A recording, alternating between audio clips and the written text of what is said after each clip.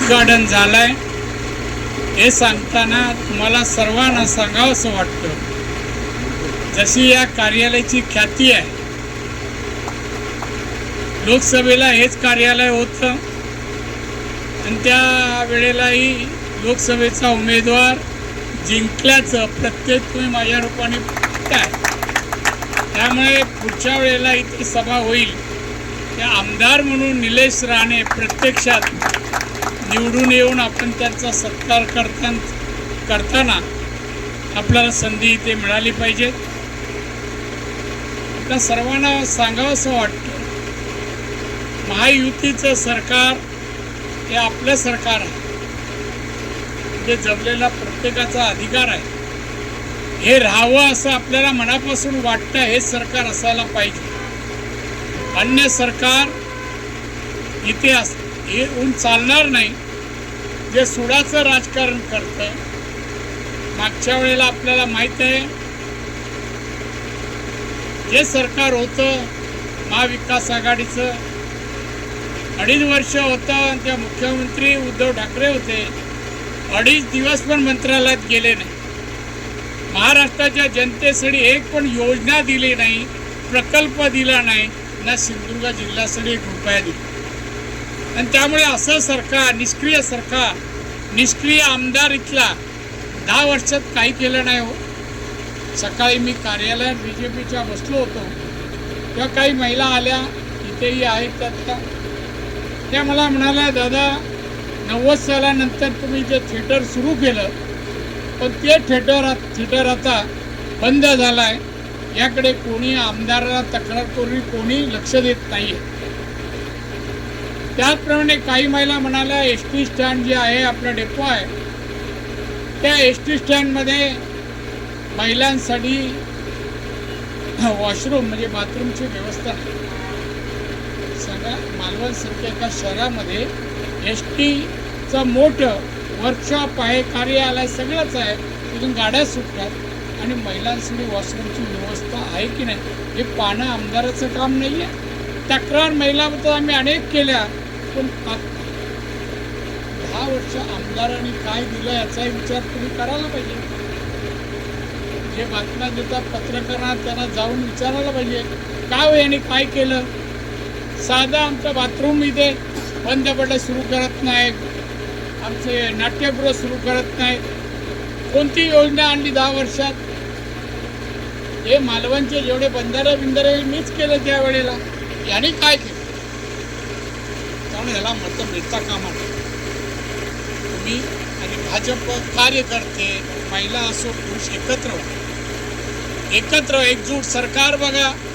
सन्माननीय एकनाथजी शिंदे, सन्माननीय देवेंद्र फडणवीस आणि सन्माननीय अजित एकजुटीने एकत्र होऊन ते महाराष्ट्र सरकार चालवत आहे. आपण पाहतोय ती एकजूट प्रत्येक विभागात, प्रत्येक मतदारसंघात असली पाहिजे. निवडणुकीच्या निमित्ताने जी लोकसभेला मतं पडली त्यापेक्षा आपल्या बूथवर अधिक कशी मतं पडतील हे प्रयत्न येणाऱ्या 10-12 दिवसात तुम्ही करणं आवश्यक आहे. बसा, कसे प्रयत्न करायचं, कसे फिरायचं, सोबत कोण कोण असायला पाहिजे, गेल्यानंतर महिलांशी, मतदाराशी कसं बोलावं, कशी विनंती करावी हे तुम्हाला कला अवगत आहे, मी सांगायला नको. आणि म्हणून उद्यापासून तुम्ही जिथे तुमचं बूथ आहे तर आपले मतदारांना विचारा, कोणी मतदान केलं, कोणी नाही केलं, त्याला विनंती करा, बाबा चूक करू नका. मागच्या आमदाराने काय केलं नाही ना सरकारने केलं. आपल्याला आपलं महायुतीचं सरकार आणायचं आहे आणि त्या सरकारला आणण्यासाठी तुमची मताची आवश्यकता आहे. आपले उमेदवार निलेश राणे चांगले शिकलेले आहेत, M.Com नंतर PhD केला आहे आणि केल्यानंतर ते व्यवसायही पाहतात आणि त्याचप्रमाणे सामाजिक, शैक्षणिक, औद्योगिक सगळी कामं माझ्यासोबत तो या जिल्ह्यात करतोय निलेश राणे. त्यामुळे अतिशय स्वभावाने चांगला आहे. दाढी वाढवली तरी गैरसमज करू नका, अजिबात चिडखोर नाही. लोकांना वाटणार दाढी वाढवली, असं काही नाही आहे. फक्त तो सोबर आहे, सहनशील आहे. आमच्या घरात सगळ्यात शांत मनमिळावू माणूस कोणतं निलेश घरात. आणि याचा प्रत्येक तुम्हाला येण्यासाठी जर आमदार बनवला तर तुम्हाला पण प्रत्येक तिसरा व्यक्ती आहे. आणि म्हणून आम्ही कधीही, मी इथे आलो 90 साली आलो, 34-35 वर्ष झाली. मी जे मला तुम्ही आत्ता सातत्याने 6 वेळा निवडून दिलं, आमदार केला, खासदार केला एकदा, हे जे तुम्ही मला प्रेम दिलं आणि मतही दिलं, त्यामुळे महाराष्ट्राचा मुख्यमंत्री झालो, केंद्रीय मंत्री झालो, अनेक पदं मला, हे 11वं पद माझं आहे. जे आशीर्वाद आणि विश्वास मला दिला तो तुम्ही माझ्या निलेशला द्यावा ही विनंती करण्यासाठी मी आलो. आणि प्रत्यक्ष मी माईक घेतलं, मलाही 2 शब्द बोलायचे आहे. तुम्हाला विनंती करा, विनंती हीच की 20 तारीखला मतदार केंद्रावर जा. आजूबाजारी शेजारी नातेवाईक यांना पण प्रवृत्त करा की निलेश राणेला धनुष्यबाण निशाणी आहे, धनुष्यबाणाला मतदान करायला पाहिजे हे प्रवृत्त करा.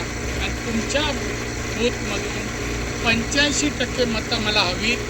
तर माझे शेजारीच आहे, माझं घर आहे, तेव्हा हक्काने मी मतं मागणं माझं काम आहे.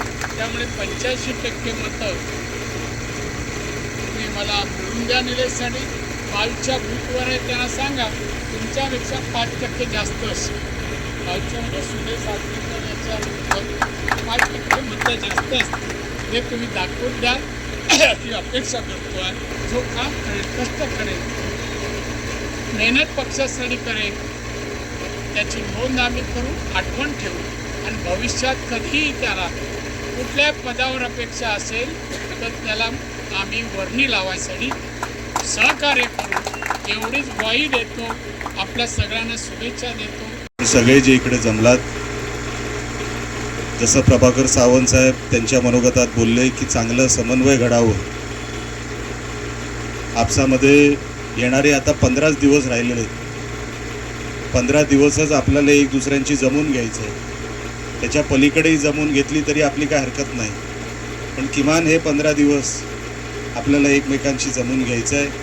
आणि वातावरण चांगलं आहे सर. मी राणे साहेबांना आपल्या सगळ्यांसमोर ग्वाही देतो की खरोखरच सगळे एकमेकाला सांभाळून काम करतायत. कुठेच असं जाणवतसुद्धा नाही की काय प्रॉब्लेम आहे. एवढं चांगलं काम या मालवण तालुक्यामध्ये चालू आहे. खरोखरच मनापासून मी आपल्या सगळ्यांचे आभार व्यक्त करतो की आपण एवढ्या चांगल्या वातावरणामध्ये, नाहीतर मी जेव्हा बातम्या वाचत असतो शिंदे साहेब म्हणजे तेव्हा मी महाराष्ट्रामध्ये काय काय घडताना बघतो, पण देवाची खरोखरच माझ्यावर कृपा आहे की एवढ्या चांगल्या समन्वयामध्ये आपलं हे सगळं वातावरण निवडणुकीचं चालू आहे. मी मनापासून आपल्या सगळ्यांचे आभार मानतो. हे असंच पुढचे किमान 15 दिवस आपल्याला टिकवायचं आहे. मला वाटतं ही जागा लोकसभेलाही ही होती आणि आमच्या आबाईची जागा आहे. जसं तू साहेबांना लकी ठरलास तसंच बाबा माझ्यासाठी लकी ठरावं. तुझ्या वडिलांनी मला आता आशीर्वाद दिलेले आहेत. आणि हे सांगत असताना जेव्हा आंग्रे साहेबांचं मी मनोगत ऐकत होतो तेव्हा ते बोलले की ज्यांच्या वॉर्डमधून, विभागामधून सर्वात जास्त लीड मिळेल त्यांना ते बक्षीस देणार आहेत. पण मी निवडून आल्यानंतर तुम्ही मला काय बक्षीस देणार आहे ते तुम्ही जाहीर केलं नाही. तेही एकदा जाहीर करून टाका. तेही एकदा जाहीर करून टाका, म्हणजे मी पण अजून जोरात कामाला लागलोच आहे. पण आपण सगळ्यांनी गाफील न राहता, जरी किती निवडणूक आपल्याला खेळीमेळीची वाटत असली तरी ती आतमध्ये खेळीमेळीची नसते. गावागावापर्यंत खेळीमेळीची नसते. आपल्याला शेवटच्या घरापर्यंत पोचण्यासाठी ज्या यंत्रणा राबवायच्या आहेत त्या राबवायच्याच आहेत. त्याच्यामध्ये कुठेही तडजोड नाही. फक्त आज ह्या चांगल्या वास्तूची सुरुवात झाली, याचं पावित्र्य आपण सगळे पुढचे 15 दिवस राखायचं आहे. आणि चांगलं काम, नियोजनबद्ध काम या कार्यालयातून व्हावं एवढीच या निमित्ताने मी आपल्या सर्वांसमोर विनंती करतो. आणि जवळपास आमची सगळ्यांची लांबलचक भाषणं तिकडे झालेली आहेत, म्हणून लांबलचक भाषण इकडे न करता आपल्या सगळ्यांचे आशीर्वाद हे माझ्याबरोबर आहेत असे गृहीत धरतो आणि इथे थांबतो.